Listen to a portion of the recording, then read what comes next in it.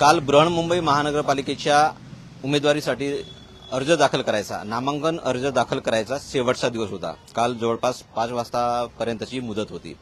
पण आपण बघतोय बऱ्याच ठिकाणी नाराजी बघायला मिळाली, बऱ्याच ठिकाणी बंडखोरी पाहायला मिळाली।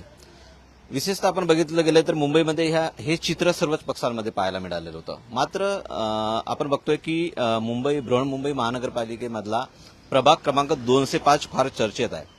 त्याचं कारण हे तसंच आहे। 205 मध्ये आपण बघतोय या ठिकाणी एक भाजपचे पदाधिकारी आहेत, त्यांच्या पत्नीला उमेदवारी दिल्याने या ठिकाणी भाजप महिला मोर्चाचे अध्यक्ष जान्हवी राणे यांनी बंडखोरीची तलवार उपसलेली आहे। माझ्यासोबत ताई आहेत। ताई, महाराष्ट्र टाइम्समध्ये तुमचं स्वागत आहे। नमस्कार, मी जान्हवी जगदीश राणे 205 ची महिला अध्यक्ष असून 15 वर्ष कार्यरत असून प्रत्येक वेळी मी पक्षाचं सर्व एकनिष्ठपणे काम केले आणि माझी अजूनही पक्षावर एकनिष्ठता आहे, मोदी साहेबांवर आणि देवेंद्र फडणवीस साहेबांवर। तर माझ्या बाबतीत का असं केलं, आधी सगळ्या नेत्यांनी सांगितलं की आम्ही तुमच्या बाजूनी आहोत आणि नंतर अचानक मला गाळलं गेलं, याबद्दल मला खूप खंत आहे। पण माझा हा पूर्ण प्रभाग आणि माझ्या महिला मी पूर्ण बृहन्मुंबई महानगरपालिकेची बचत गटांची अध्यक्ष आहे। माझ्याकडे ते 130 महिला बचत गट आहेत, स्वतःचे इथे 36 महिला बचत गट आहे। तरी मला डावललं जातं। मी कोविड पासून अविरत काम करते, मग ह्या माझ्या बाबतीत का डावललं गेलं हे कळलं नाही। काही तुरळक नेत्यांनी त्यांचा काहीतरी कोणीतरी गैरसमज करून दिला आणि माझी ही सीट डावलली गेली, त्याबद्दल मी खूप असंतोष आहे मनात। साहेब, मी कालपासून खूपच स्ट्रेसमध्ये आहे आणि जर मी नावाने पण राणेच आहे, राण्यांचा इतिहास तुम्हाला माहीतच आहे, तर तो मी घडवून आणणार आणि मी जिंकणार। मी अजिबात सीट मागे घेणार नाही आणि जर मी निवडून आलेच तर ही देवेंद्र भाऊंच्या ही सीट मी अर्पित करीन। मी माझ्या पक्षाशी नेहमी एकनिष्ठ आणि एकनिष्ठच राहीन। बऱ्याच पदाधिकाऱ्यांच्या पत्नीला हा महिला आरक्षित वाढ झालाय। बऱ्याच पीएनच्या पत्नीला तिकीट मिळाल्या आहेत, पुरुष पदाधिकाऱ्यांच्या पत्नीला तिकीट मिळालं। असं काय घडलं पडद्याच्या मागे की तुम्हाला डावललं गेलंय आणि त्यांना तिकीट मिळालं? साहेब, आम्ही काय तळागाळाचे कार्यकर्ते आहेत, वरती काय होतं हे आम्हाला माहित नाही, पण हे सगळं चुकीचं आहे। आज सगळ्या महिलांचा असंतोष आहे। फक्त काय आम्ही गाड्या भरा, झेंडे मिरवा आणि आंदोलनं करा, एवढंच काम आम्हाला महिला कार्यकर्त्यांचं काम। इथे तर मोदी साहेबांनी आम्हाला इतकं सक्षमीकरण केलंय, आज बचत गटांना एवढी वाव दिली आहे आमच्या साहेबांनी, मग आमचं का मुंबईत असं खच्चीकरण केलं जातं हेच मला कळत नाहीये। साहेब, माझी कळकळीची विनंती आहे, देवा भाऊला आमच्या, तुम्ही लाडक्या बहिणींसाठी एवढं करता, मग पक्षातल्या बहिणींसाठी हा नाराजीचा नारा का तुमचा, हे मला तुम्हाला आवर्जून विचारायचंय। साहेब, अशाने महिला काम करणार नाहीत। ही शेवटची संधी आहे आम्हाला, तुम्ही असं का करता, आमचा तुमच्यावर पूर्ण विश्वास आहे। आज जर मला नाही माझं झालं तर मी खरंच मी ताकद ठेवते। तुम्ही अपक्ष उमेदवारी अर्ज दाखल केलेला आहे। हो, महिला वार्ड आरक्षित आहे हा। हो, पुरुष पदाधिकाऱ्यांच्या पत्नीला उमेदवारी देणं कितपत योग्य आहे? अहो दादा, त्यांना जर पुरुषांचा ओपन वॉर्ड लागला असतं तर मी त्यांनाच मदत केली असती। महिला लागून सुद्धा, ओपन आरक्षित लागून सुद्धा एक दिवस सुद्धा पक्षात काम केलं नाही। शिंदे फाउंडेशन मधनं तुम्ही त्यांना खाली उतरवता, मग आम्हाला कोण न्याय देणार?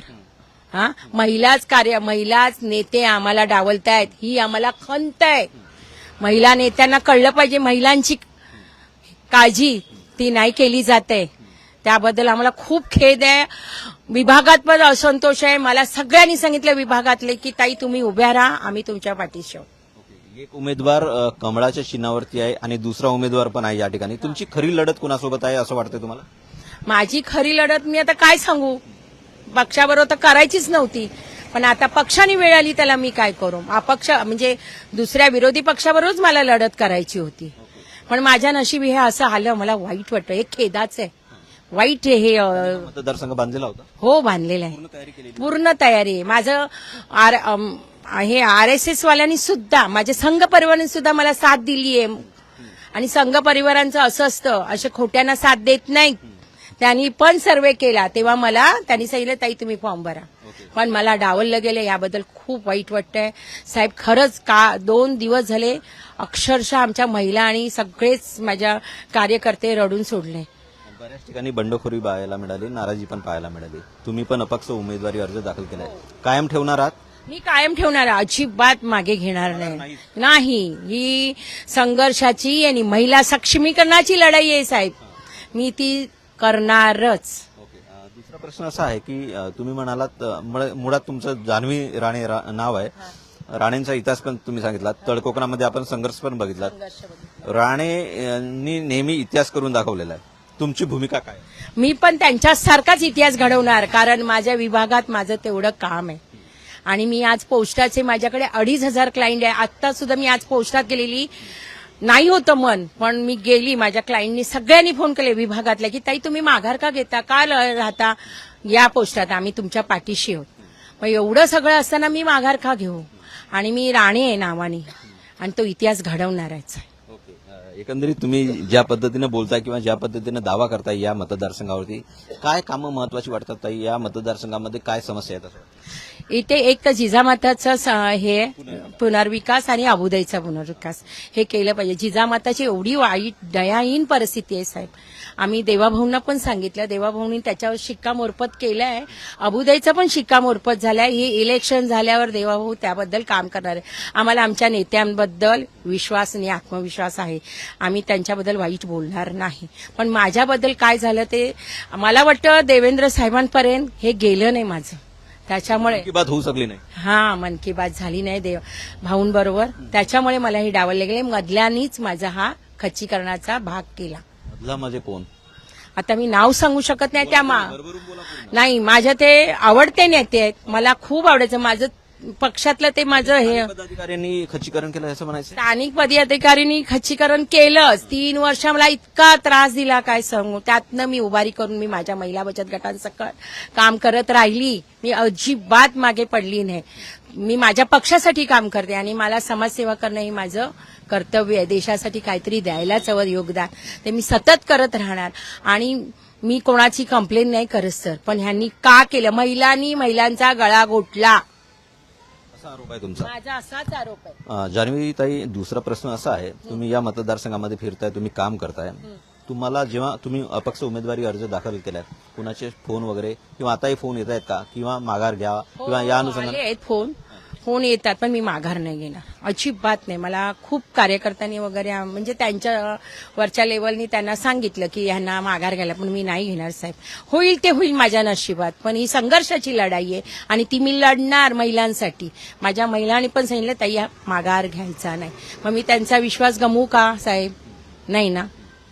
माघार नाहीच म्हणताय तुम्ही. जर अपक्ष निवडून आलात, समर्थन कोणाला असेल? समर्थन देवेंद्र फडणवीसांनाच.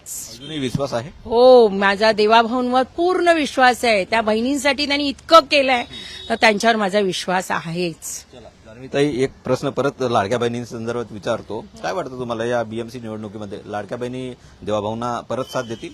हो, नक्कीच. देवाभाऊंबद्दल खूप आदर आहे, प्रेम आहे. आणि देवा कुठल्या पक्षाने नाही केलं, ते आमच्या देवेंद्र फडणवीसांनी महिलांची कळकळ जाणली. निदान 1,500 तरी त्यांच्या हातात येतात हक्काचे, आणि त्या मनसोक्त खर्च करतायत. बरं वाटतंय त्यांना. असे नेते कधीच मिळाले नाहीत, आणि त्यांच्याबद्दल सगळ्या माझ्या महिलांना आदर आहे. तुम्ही जेवढा विश्वास देवेंद्र भाऊंवरती दाखवताय, तर मन की बात का होऊ शकली नाही, कनेक्ट का नाही होऊ शकला? आता हे इथल्याच कार्यकर्ते म्हणजे थोडेसे आणि नेत्यांनी त्यांना म्हणजे काय हवं असेल, म्हणजे हाच मतदार म्हणजे उमेदवार त्यांची महिला हवी असेल म्हणून केलं असेल. हे राजकारण आहे, मी नाही सांगू शकत याबद्दल जास्त तुम्हाला. तुम्ही मार्च टाइम्सवरती लाईव्ह आहात आता सध्या. जर कार्यकर्त्यांना, तुमच्या मतदारांना काही आवाहन करायचं असेल तर काय करा? मी माझ्या कार्यकर्त्यांना आणि माझ्या मतदारांना एवढीच सांगू शकते की सत्याची बाजू घ्या. आज मी एवढे 15 वर्ष काम केले, तर त्याला न्याय द्या एवढी. राणे स्टाईलमध्ये सांगताना असं म्हणे की खरंच जागृती व्हायलाच हवी, न्याय हा मिळायलाच हवे, आणि आम्ही राणे आहोत. राण्यांना न्याय तुम्ही द्यायचा आहे, आणि सत्याला न्याय, सत्याचा विजय व्हायलाच हवा. आणि महिलांना पण माझ्या सगळ्या विनंती आहे की ताईंच्या आणि माझ्या महिला माझ्या मागेच आहेत, काहीच मला चिंता नाही. आणि मी निवडूनच येणार दादा, तुम्ही मला परत माझ्याकडे लावी येणार. ठीक आहे. तर जान्हवीताई, धन्यवाद तुम्ही आमच्यासोबत संवाद साधल्याबद्दल. तर जान्हवीताईंना पूर्ण विश्वास विजयाचा आहे. माझे सहकारी महेश चौगुले सोबत मी कुमार टेमरे, महाराष्ट्र टाइम्स ऑनलाईन, मुंबई.